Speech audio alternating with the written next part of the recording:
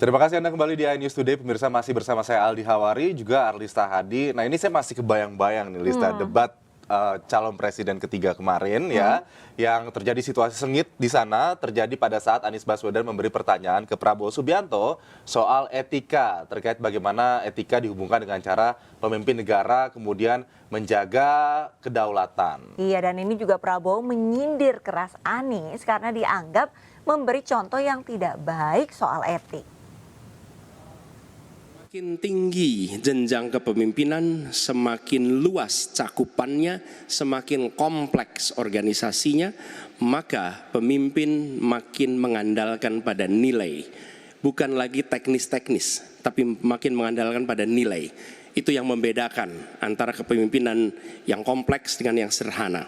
Nah, pertanyaan yang ingin saya sampaikan kepada Bapak adalah apa hubungan antara standar etika seorang pemimpin negara dengan kemampuannya dalam menjaga pertahanan, keamanan, dan kedaulatan negara.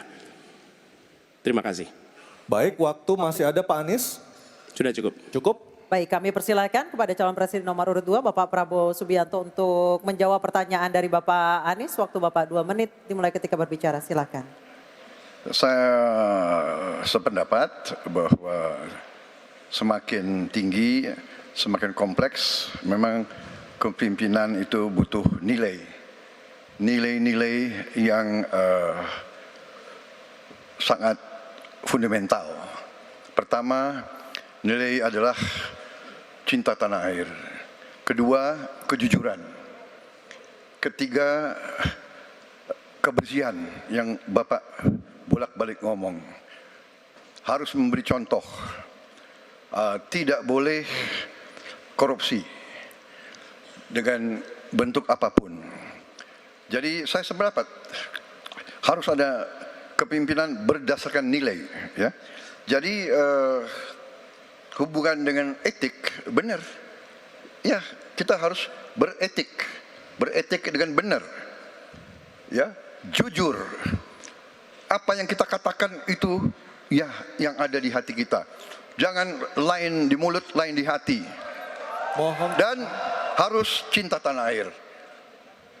Pertahanan ini sakral bagi kita. Ini menyangkut keselamatan kita. Jangan karena ambisi pribadi kita menghasut dan menyesatkan rakyat. Itu etik yang tertinggi. Saudara Profesor Anies Baswedan. Itu etik yang tertinggi. Kebersihan jiwa. Kejujuran, kesetiaan kepada rakyat. Sekali lagi, jangan karena ambisi pribadi kita menyesatkan rakyat, kita menghasut rakyat, kita membahayakan pertahanan keamanan rakyat. Kasihan prajurit-prajurit yang sedang berjuang untuk menjaga kita, polisi-polisi yang menjaga kita. Kasihan kalau ada calon-calon pemimpin yang kerjanya hanya menghasut saja. Waktu habis, terima kasih Pak Prabowo. Mohon tenang. Bisa tenang dulu Bapak Ibu, bisa tenang dulu. Oke, Mohon bisa tenang dulu. Baik, kita lanjutkan kepada Bapak Anies Baswedan menanggapi jawaban dan pernyataan dari Capres nomor urut 2 Bapak Prabowo Subianto. Waktunya 1 menit, silakan Pak Anies. Ketika dikatakan bahwa standar etika yang dipegang adalah tinggi, memang menjadi presiden, panglima tertinggi harus memiliki standar etika yang amat tinggi. Itu harus. Karena dia akan mengambil keputusan, mengerahkan pasukan, dan ketika harus bertempur ada korban nyawa, itu keputusan-keputusan etika. Tapi dalam kenyataannya Pak, ketika Bapak memimpin di Kementerian Pertahanan, banyak orang dalam pengadaan alutsista, PT Teknologi Militer Indonesia, Indonesia Defense Security, lalu orang dalam pengelolaan food estate, lalu ada kejadian-kejadian di mana kita semua menyaksikan ketika ada pelanggaran etika dan Bapak tetap jalan terus dengan cawapres yang melanggar etika. Artinya ada kompromi atas standar etika. Standar etika ini fakta. Ini fakta. Dan kemudian dalam pidato Bapak mengolok-olok tentang pentingnya etika. Saya tidak tega untuk mengulanginya. Pertanyaannya, apa penjelasan Pak Prabowo soal itu semua? Baik, waktu habis. Ya pemirsa, debat ketiga Capres pada tadi malam ini berlangsung panas. Lalu sebenarnya siapa sih yang paling menguasai tema dalam debat tadi malam? Kita akan membahasnya bersama pakar politik Universitas Paramadina, Khairul Umam, dan Ibu Susaning Tias Kertopati, Ketua DPP Perindo Bidang Pertahanan, Keamanan, dan Cyber, dan juga pengamat pertahanan keamanan. Baik. Selamat pagi Mbak Nuning dan Mas Umam, apa kabar? Selamat pagi, Mbak, Mas. Selamat pagi, Mas Aldi, Mbak Awista. Mas Aldi, Mbak. Oke.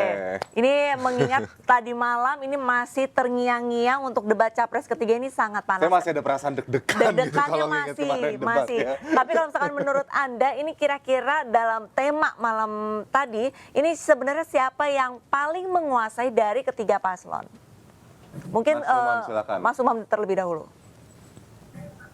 Ya, terkait dengan konteks tema, saya pikir cukup menarik ya, karena bagaimanapun juga dari materi yang ada, tampaknya Pak Prabowo terjebak oleh strategi permainan yang dimainkan oleh dua capres yang lain, yaitu Mas Ganjar dan juga Pak Anies.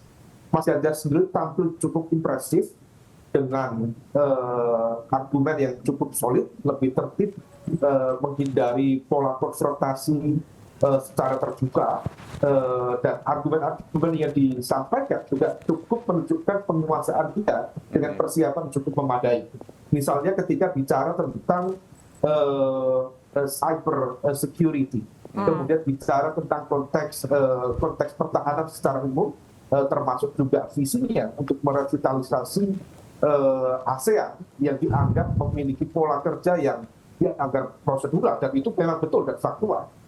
Sementara di sisi yang lain, Pak Anies sendiri mencoba untuk melakukan serangan yang begitu terbuka, dan serangan itu langsung dilakukan di fase awal dan menyasar Pak Prabowo. Serangan itu bukan hanya dalam konteks kebijakan dan juga filosofi pertahanan, tetapi juga masuk ke ranah privasi Pak Prabowo, meskipun dalam kapasitas beliau sebagai pejabat publik. Nah, oleh karena itu, atas strategi ini ternyata strategi ofensif yang dilakukan oleh 01 dan juga 03 berhasil mengecoh pola permainan yang sebenarnya secara tematik hari ini dalam konteks debat ini sebenarnya tema Pak Prabowo banget. Bicara tentang isu pertahanan, keamanan, geopolitik secara general, tetapi karena kemudian sudah terpantik emosi dan ego personalnya, akhirnya kemudian Pak Prabowo bersikap defensif, dan akibat dari sikap defensif itu justru cenderung kurang elaboratif. Nah, ini yang kemudian tampaknya Pak Prabowo masuk dalam pola permainan yang dimainkan oleh kubu Mas Ganjar dan juga Anies Baswedan itu ya. Oke, nah, saya ke Mbak Nuning selanjutnya. Mbak Nuning, ini terkait dengan tema pertahanan, keamanan, geopolitik, kemudian hubungan internasional, begitu ya. Banyak sekali kemudian kebijakan-kebijakan Pak Capres nomor urut 02, Prabowo, yang kemudian dipertanyakan. Kemudian juga tadi Mas Umam sempat menyebut ada juga pertanyaan-pertanyaan dari paslon yang menyinggung ranah privasi, begitu, meskipun dalam konteksnya sebagai pejabat publik. Bagaimana kemudian Mbak Nuning melihat secara keseluruhan ofensif defensif yang terjadi pada saat debat kemarin? Ya, saya melihat begini ya. Saya setuju dengan apa yang disampaikan Mas Umam bahwa paslon 02 itu emosional sehingga tidak bisa menjawab dengan baik, padahal kalau dipikir saya setuju bahwa itu adalah bidangnya Pak Prabowo banget harusnya. Tetapi karena ada tekanan dari awal dari Pak Anies ya, lalu kemudian walaupun santun dan bagus gitu ya, kalau saya bilang paling siap sih Pak Ganjar ya, karena dapat menyampaikannya dengan kronologi yang bagus dan santun serta berisi ya. Nah, bukan sekedar ingin memantik kemarahan orang. Nah, ini sekarang begini, kita harus tahu dulu apa sih yang disebut-sebut sebagai etik. Kalau saya lihat bukan etik loh, itu adalah aturan. Ketika ditanya mengenai dubes Pak Ganjar menyampaikan bahwa sebaiknya ada dubes cyber, itu saya sangat setuju karena sebenarnya dari Kemlu sendiri belum mengusulkan hal itulah ke Komisi 1. Lalu kemudian yang kedua, ada pertanyaan dari Pak Anies juga ya. Kan sebenarnya hal-hal terkait alutsista ini bisa dibuka gitu semuanya, gamblang ya. Kalau menurut saya Pak Prabowo sebenarnya harusnya pandai menjawab, yaitu apa? Bahwa memang di dalam, saya sebagai mantan anggota Komisi 1 ya, 2 periode, saya melihat dan saya baca aturan bahwa tidak semua itu bisa disampaikan kepada publik. Ya. Jadi perlu diketahui ya, sebenarnya jangan jadi bicara etik-etik gitu, itu aturan. Terkait juga dengan tadi yang Mas Umam sampaikan, itu beberapa itu ranahnya bukan etik, tapi itu adalah aturan, bahkan universal. Jadi meskipun proses pemilihan dan pengadaan alutsista tersebut sudah menggunakan cara yang benar, mekanisme yang benar gitu ya, tetapi kan negara lain sebagai produsen alutsista itu juga tidak selalu bisa menjual produk alutsista yang kita butuhkan. Oke, jadi seharusnya dalam waktu yang singkat itu bisa saja dijelaskan ya Mbak Nuning apa yang kemudian disinggung oleh paslon 02 terkait dengan ada national security secrets gitu, rahasia yang Iya, begitu. Nah ya, jadi alutsista. Baik. Seperti ada terkendala komunikasi. Ya kan mungkin saja kita berharap baru, tapi Oke. Silakan dilanjutkan Mbak Nuning. Baik, kita tahan dulu. Mungkin Mbak Nuning nanti akan diatur kembali jaringannya, mungkin oleh teman-teman. Kita ke Mas Umam. Mas Umam ini dari konstruktifnya itu 4 sampai 5 tahun gitu. Oke. Nah, itulah sebabnya harus ada kemandirian dalam pembuatan alutsista. Itu yang harus dijawab oleh Pak Prabowo harusnya. Jadi jangan kembali kepada etik. There is aturan gitu. Jadi secara universal itu memang ada yang tidak boleh dibuka. Bayangkan perwira pengawal kita lagi bawa pesawat di mana teknologinya diketahui oleh negara musuh misalnya. Kan itu gampang sekali mencelakakan atau membumi hanguskan perwira-perwira kita gitu loh. Baik Mbak Nuning. Baik, sekarang kita ke Mas Umam. Mas Umam, ini kalau misalkan kita melihat pada tadi malam debat ini dari paslon nomor 1 dan nomor 3 ini saling membeberkan data dan fakta. Kalau misalkan menurut Anda ini kira-kira sebenarnya siapa yang paling banyak mengungkapkan fakta ataupun data yang bisa dibilang ini sebenarnya lebih menyerang ke paslon nomor 2? Dan juga ada data-data yang dibantah. Dan ada data-data yang dibantah. Kalau menurut Anda Mas Umam? Ya, terkait dengan basis data, khususnya terkait dengan konteks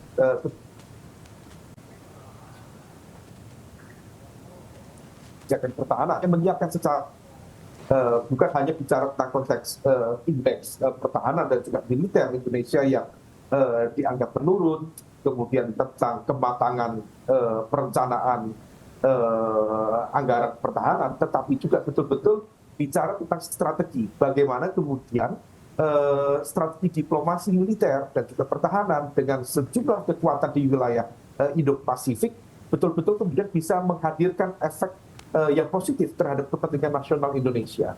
Oleh karena itu data-data yang dihadirkan, terutama misalnya kritik terhadap ketidakmampuan mencapai minimum essential force yang sebenarnya sudah dihadirkan sejak era Presiden SBY di tahun 2010. Tetapi kemudian secara bertahap ternyata per hari ini pemerintah di bawah pemerintahan Pak Jokowi hanya mampu menghadirkan sekitar 65% dari target 100% minimum essential force. Dan penjelasan dari Mas Ganjar relatif cukup make sense. Jangankan bicara tentang optimum essential force atau dalam bahasa Mas Anies new essential force, tetapi untuk basis minimum essential force sendiri relatif juga belum mampu terpenuhi. Oleh karena itu memang di basis itu ada data yang sifatnya rahasia, jadi highly classified. Tetapi ketika kemudian bicara tentang konteks filosofi pertahanan, kebijakan pertahanan secara umum, tentu itu bisa dan juga layak untuk diperdebatkan secara terbuka. Kecuali bicara tentang spek alutsista tertentu, kemudian penempatannya ada di mana, kemudian berapa jumlah yang dimiliki oleh negara, itu sangat highly classified. Tetapi ketika bicara kebijakan, tentu hal itu cukup memungkinkan sebenarnya untuk dielaborasi. Oleh karena itu, sekali lagi, di dalam konteks ini, tampaknya Pak Prabowo harusnya ini adalah kandangnya Pak Prabowo. Oke. Tetapi karena sudah terpantik egonya, bahkan Akhirnya tadi terlihat tidak beberapa elaboratif kali- seperti Mas Umam bilang ya terkait Beberapa kali kebijakan-kebijakan. ada Baik, offside, Mas Umam, kemudian karena waktu terbatas saya mau langsung lempar ke Mbak Nuning. Ini Mbak Nuning mungkin sekaligus pertanyaan terakhir. Tadi juga Mas Umam sempat menyinggung soal minimum essential force (MEF) begitu yang juga banyak disebut pada debat kemarin. Kalau Mbak Nuning melihat jawaban-jawaban yang diberikan, kemudian begitu terkait dengan sindiran-sindiran data-data juga begitu. Sebetulnya apa sih yang harus dilakukan, diperlihatkan oleh paslon terkait dengan strategi pertahanan Indonesia dalam hal ini dalam geopolitik, hubungan internasional yang kita tahu sangat penting sekali begitu ya untuk dikuasai oleh para paslon ini. Iya, kalau kita bicara yang tadi ditanya kepada Mas Umam itu mengenai minimum essential force, memang kan belum tercapai. Tetapi kan harus ada pembenahan alutsista TNI, itu sebuah keniscayaan. Jadi pembenahan alutsista TNI itu perlu diketahui ya. Jadi terbagi ke dalam 2 program untuk alutsista yang dimiliki sebelum minimum essential force itu ada, sebelum masanya Pak SBY ditetapkan oleh pemerintah dan setelah MEF berjalan.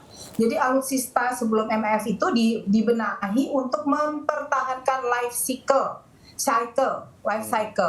Jadi agar tetap dapat digunakan sesuai pasokan rantai logistik dan keahlian prajurit TNI yang mengawaki alutsista tersebut.